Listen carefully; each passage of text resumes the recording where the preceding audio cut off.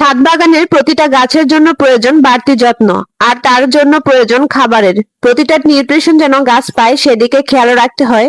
আমরা যারা ছাদ বাগানে আছি দেখা যায় অনেক সময় সময়ের অভাবে গাছের প্রয়োজনীয় খাবার দেওয়া হয়ে ওঠে না, যার ফলে গাছও পর্যাপ্ত নিউট্রিশন পায় না। তাই আজ আপনাদের সাথে শেয়ার করব কিভাবে সময় বাঁচিয়ে গাছে প্রয়োজনীয় খাবার প্রয়োগ করা যায়। তার জন্য এখানে আমি কিছু প্লাস্টিকের বোতল নিয়ে নিয়েছি। বোতলগুলোর ছিপির দিকটায় এভাবে কিছু ছিদ্র করে নিব।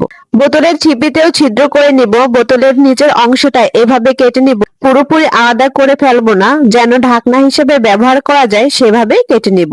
খাবার হিসাবে আমি এখানে নিয়ে নিয়েছি সর্ষের খোল গুঁড়ো করা ডিমের খোসা, কলার খোসা, পেঁয়াজের খোসা, আলুর খোসা। এবার গাছের টবের কিনারা ঘেঁষে বোতলের মেজারমেন্ট অনুযায়ী হোল করে নিব। এবার বোতলটিকে এখানে বসিয়ে দেব।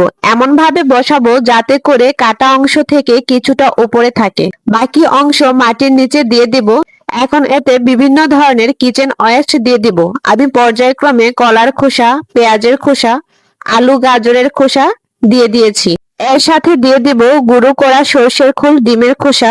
ডিমের খোসা চাইলে আপনারা ভেঙেও দিতে পারেন বা এভাবে গুঁড়ো করে দিতে পারেন। আমি এখানে গুঁড়ো করাটাই ব্যবহার করেছি।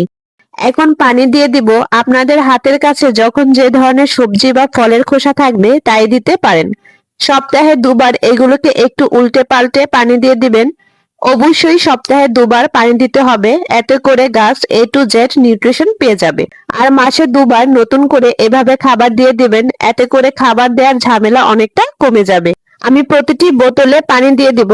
এরকম আরো কিছু টিপস পেতে আমার চ্যানেলটিকে সাবস্ক্রাইব করে আমার সাথেই থাকুন। ধন্যবাদ সবাইকে, টাটা।